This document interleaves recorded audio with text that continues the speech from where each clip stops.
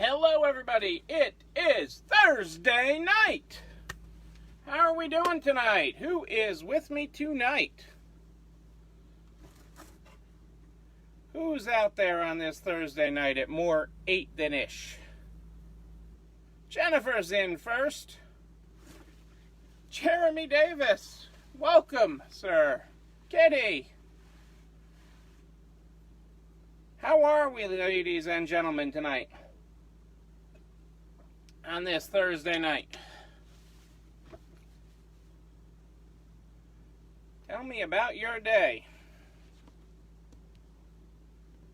Dennis is with us.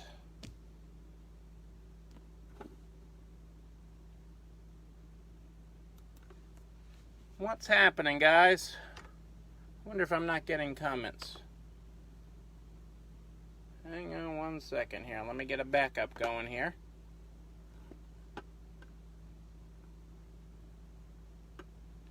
There I am. Now I'll get comments. Linda is on, I see that. Hang on a second, I'm starting to see comments. I am still at work. Hey Adele, hey Dazzle. I am at our distribution center.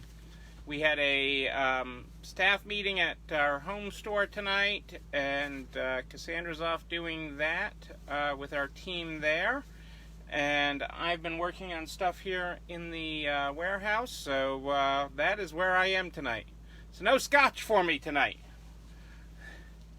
But getting lots done. Forward progress tonight. So that's the way we're looking at it. Trying to keep positive on it. Naheo, Dennis? Naheo. Where in the world are we going tonight?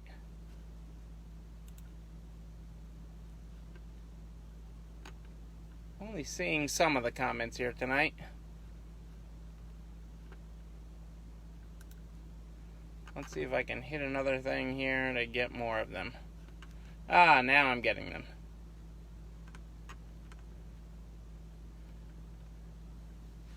Yes, I'm early tonight, Linda. So, early for especially the way I have been lately. I have been running really late. So, I was going to hop on here quick tonight. And then I can start the long drive home. Joanne's joining us. Ellen and Kim. Cantonese. All right. So we are getting a good lesson here going, guys, with all our languages and everything. So tell me what we're grateful for tonight. Tell me what we are grateful for. That's what I want to hear.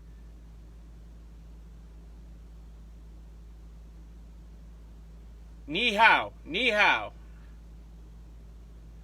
More 8 than ish tonight. Yes, Kim. I am definitely more 8 than ish tonight.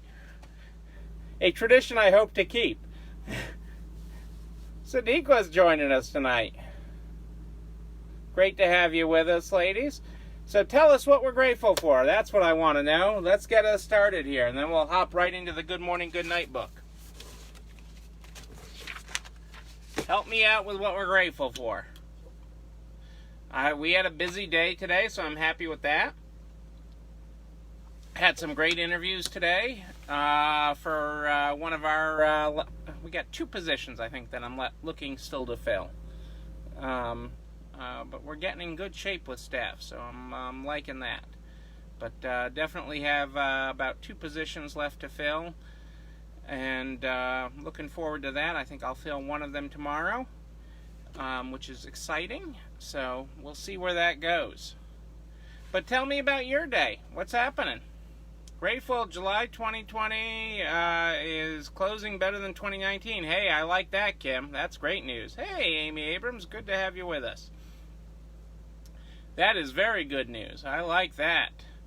Yeah, it's been a good July. You know, I'm thankful and grateful for the July we are having. You know, I take each day as the blessing that it is. You know, we all had some very hard months here. And some of us are still having a hard time, depending on where we are in the country. but I am encouraged by what I'm seeing, and even in the areas that are still having a hard time, they're not as down as much as we nearly thought they could be at one point. So I am very optimistic. I'm very optimistic. Where's my glasses here? I'm going to need glasses to read tonight. Hey, Ellen and Mike, how are you? Hey, vacationing Michelle. Great to have you with us, Miss Michelle. I didn't respond to your other comment earlier, Michelle, on yesterday's video. I meant to do that, so here's my comment for you. I saw that you were writing a job description for a manager, which I thought was great. I thought that was really terrific for a new position that you're creating and looking to fill. The other job description that you need to write for that manager to be successful. For that manager to be successful, Michelle, you need to write a job description for the owner, the president of the company, you, Michelle. So you need to write that as well, so that you can hold yourself accountable to it, and your manager can tell you when you're overstepping the lines and stepping into their area. So your team knows who they report to. So it's real important that you do that and take the time to update that. We, with some of our locations where we have some change in management and stuff, we've been updating that document for ourselves, so that's important.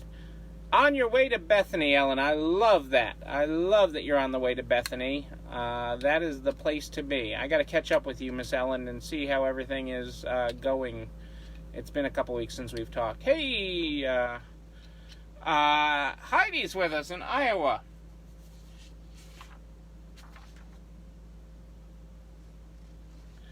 And it's my pleasure, Michelle. Sorry I didn't get to write it earlier. I don't have a lot of writing time. I haven't had a lot of time to respond to all the questions and comments on Facebook, but I did. That is one that caught my eye, and I definitely wanted to do that. So, where are you vacationing, Michelle? I saw vacation, but I am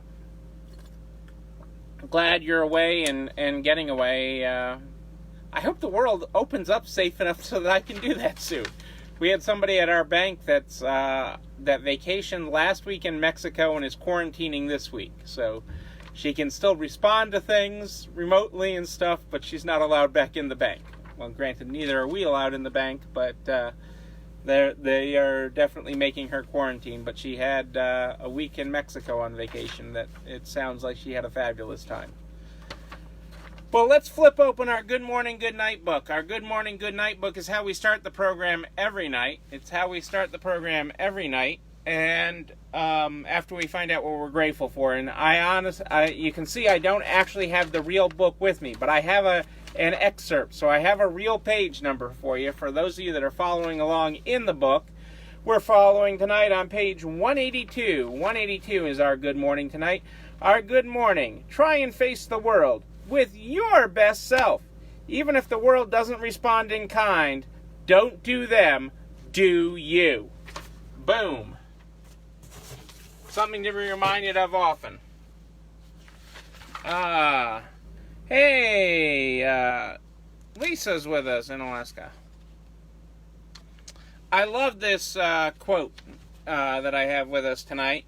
Life is not about finding our limitations, it's about finding our infinity.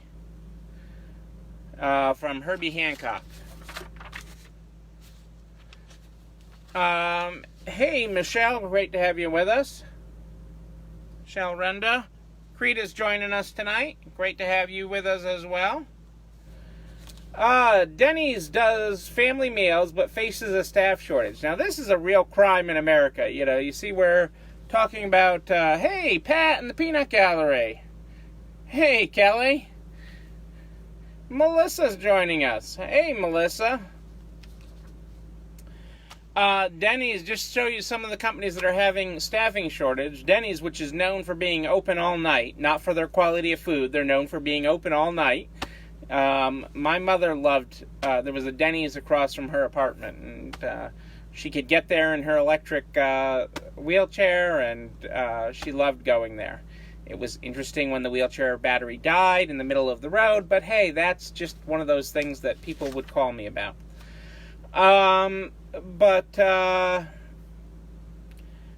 They are facing staffing challenges as restaurants reopen, and 70% of their restaurants have not found enough employees to be able to stay open overnight. Where are you supposed to go get your middle-of-the-night weird food? Okay, that's not very good with all the other people, some of them sober.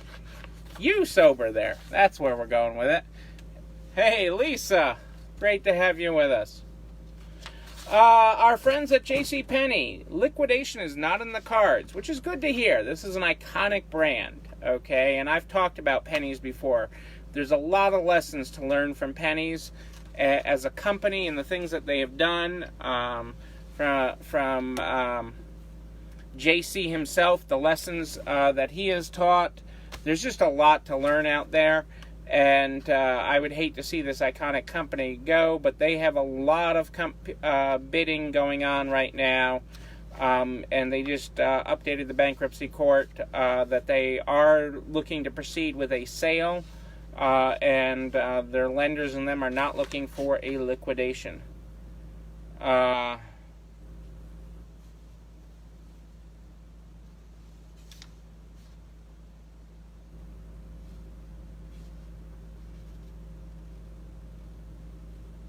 But they are going to continue operating their own stores and turn some of their stuff into cash. So that is actually a good thing. I think that's good for the long term there.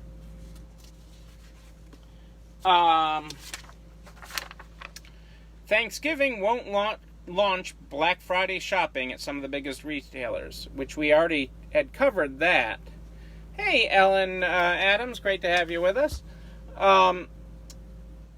We had already covered, that many retailers are hopping on the bandwagon of being closed on Thanksgiving Day and making big announcements about it. I think that the jury's still out on it. Oh,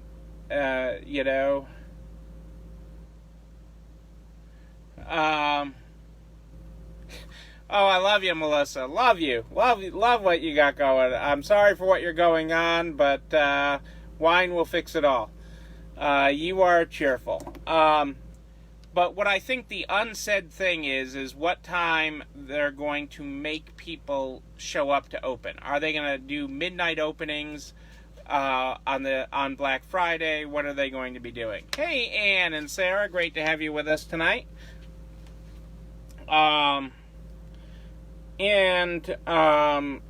With creating crowds in the age of COVID is a really bad idea, says this academic from Columbia. Hey, Tracy. Because of traffic on Thanksgiving Day and holiday sales are starting. The key part is holiday sales at stores are starting earlier and earlier, and this year will be no exception. The pandemic's already pushed retailers into offering deep discounts as kind of a ritual that doesn't have as much economic value as it once had. Still, rituals are important. It's a day that's very ceremonial. It marks the beginning of the holiday season psychologically for a lot of people. On Black Friday last year, 10 million people shopped online, but they aren't sure retailers will go as far as canceling Black Friday altogether. Even in a pandemic, stores like Target and Walmart can't afford to take the weekend off. And for non-essential retailers, the weekend may be even more important. The challenge is that some of the largest retailers, particularly in the apparel space and the department store space, are down so terribly they need Q4. Hey, Jennifer Dodds. Rick, how are you? Rick, I got an article for you. I've been saving this for you. I thought of Banu with this. Hey, and I'm going to totally screw up the name here, Rick, but I thought of Banu with this. Famous cat can remain in residence at Hagia Sophia. Turkish authorities say a tabby cat named Glee can stay at the Hagia Sophia in Istanbul, which has been converted from a museum to a mosque. Glee has prowled the building for years and has an Instagram account. So there you go. I thought of Banu with that, and you, and turkey and actually some of Banu's cooking on top of that. So, I'm getting hungry here, I guess. But I thought you'd like that story. So yes, definitely Black Friday and Small Business Saturday is going to be different this year as people look to avoid crowds, just like many of you have talked about already, as we've looked to avoid crowds with summer clearance sales and the like. So yes, it's been a very long week. Hey Nancy, great to have you with us.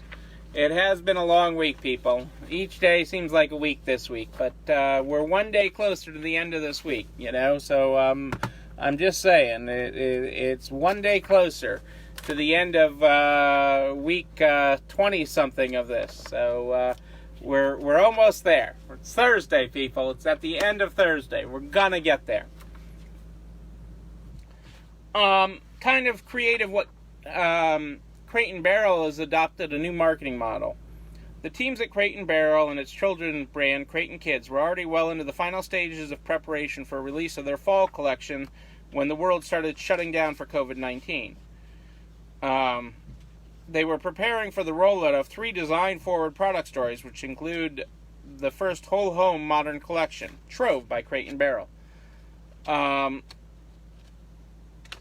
Launching their collection with rich storytelling and beautiful photography as originally intended required them to rethink their approach when COVID-19 hit. They had to refocus their digital efforts and reconsider traditional photography and marketing processes. Hey, Stephanie Potts and Julie Jenkwitz, great to have you here. From a photography standpoint, our photography studios were closed, so we sort of had to embrace new ways of shooting all these products that we never thought about before. We really relied on our photographers. Some of them had families that they included in the shot, and some just shot the product for us, and we weren't even set for the pictures. Which reminds me, I don't think I ever posted the picture of our hanging, tripod. I can show it to you tonight since we're at the warehouse. To account for an increased need for content, the company also tripled its influencer partnerships with working with 21 different people and families. So just, getting creative and thinking outside the box at a company that's always been thinking outside the box, Crate & Barrel.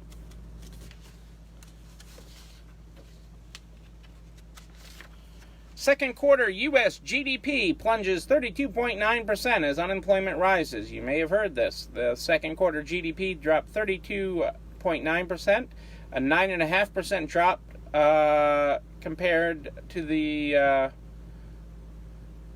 9.5% drop compared with the same quarter a year ago, which is a record for both measures dating back to 1947. Separately, first-time unemployment benefits applications rose by a seasonally adjusted 12,000 to 1.43 million. So yet another week with over 1 million applying for first-time unemployment benefits.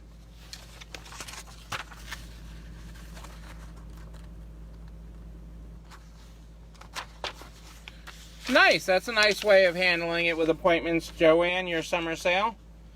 One of the other ways that I've liked and seen that people are handling their summer sale is going longer, so offering it over more time. Economists expected a decline of 34.7%, so technically this is better. Neither the Great Depression nor the Great Recession nor any other slump in the past 2 centuries have ever caused such a sharp drain on the economy.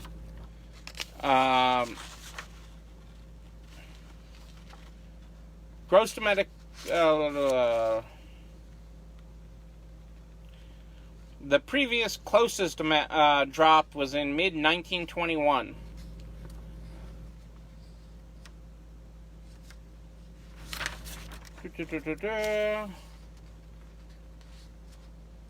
Prices for domestic purchases, a key inflation indicator, fell 1.5% for the period, compared with a 1.4% increase in the first quarter when GDP fell 5%. However, personal income soared thanks in large part to government transfer payments associated with the pandemic. Current dollar personal income rose more than 6-fold to $1.39 trillion, while disposable personal income shot up 42.1% to $1.53 trillion. Despite the rise, personal outlays tumbled by $1.57 trillion, due in part to a drop in services spending.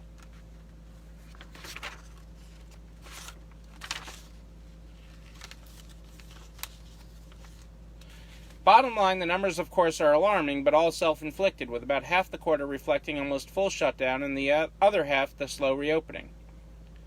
That said, it doesn't reflect the hole out of which we now need to climb out as we rebound in quarter 3 and quarter 4. By comparison, the worst quarter during the financial crisis of 2008 was the 8.4% GDP drop in the fourth quarter of that year. The previous low watermark was a 10% slide in the first quarter of 1958, while the worst record recorded history came in quarter 2 of 1921. The particular tumble in activity owes to a different source than any of its predecessors, though: a government-induced shutdown aimed at combating the pandemic.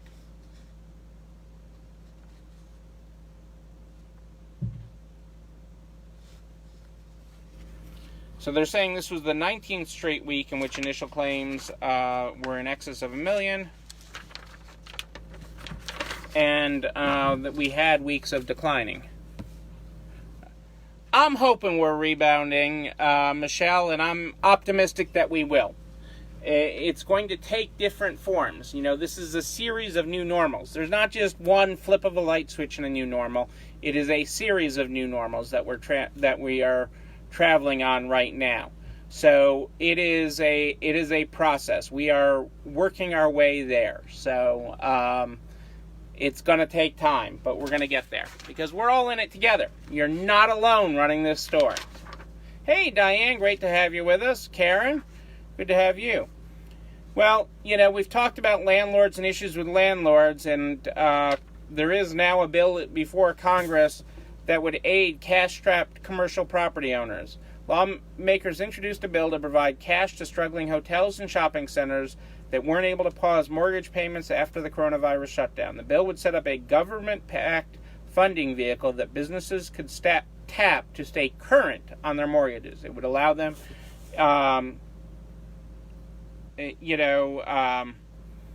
to stay current on their mortgages and help those who borrowed in the nearly little over $500 billion market for commercial mortgages that are sold into bonds and sold to Wall Street. So this is partially Congress trying to help, and partially the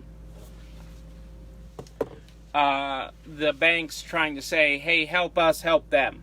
So we'll see what happens with that. The banks overall, I've got to say, have been helping those that they deem good operators, especially the regional banks. The regional banks have really been stepping up. I have heard that from several, small to medium-sized commercial landlords, ones that have small strip centers, medium strip centers in different areas.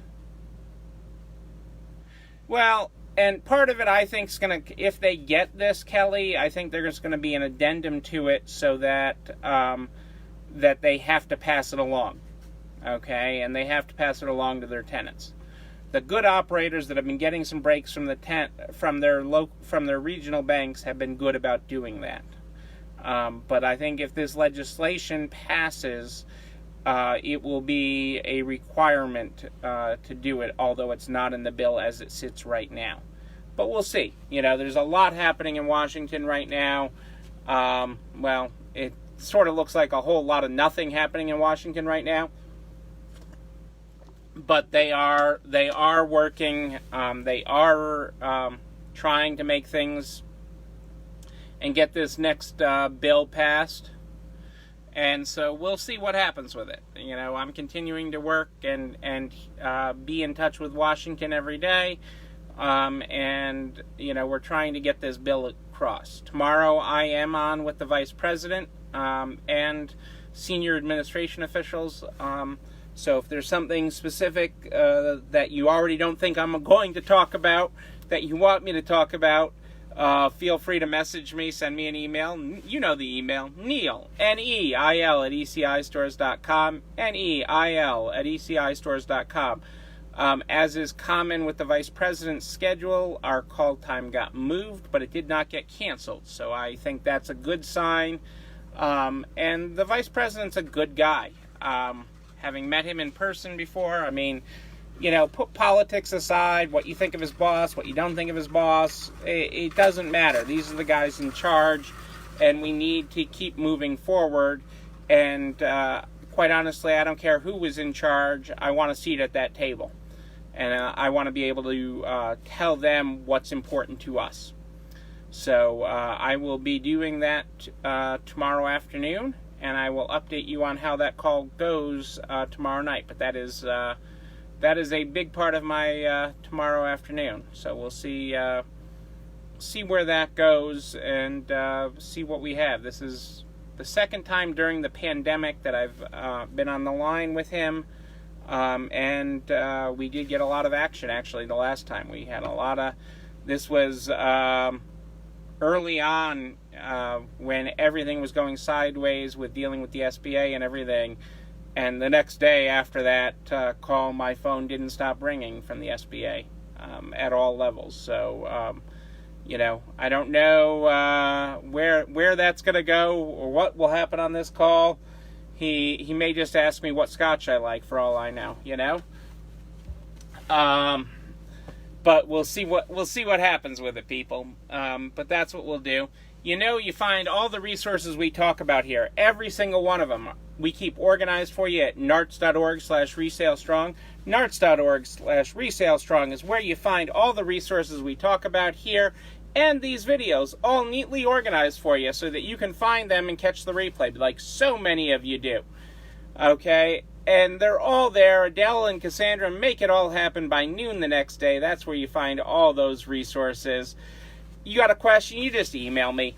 Email me, Neil, Neil, at ECIstores.com. Neil at ECIstores.com is where you email me. And then you can let me know if you have any questions. Make sure you include your phone number. But that link at narts.org/resalestrong is also there, not just to keep you organized and make it easy for you to find all these resources, but it's also there so you can share it with all your friends, because this is about getting every business owner, a butcher, baker, candlestick maker, whatever business they're in, we're going to get them to the other side. And I'm going to make a whole chart of every business that I've talked to. We're going to make a chart of everything that I've helped through this, because it's been an amazing journey, and I'm blessed to have spoken to so many great business owners across so many industries. I heard from our friend that Joanne put us with today. I got to get back to her, our physical therapist.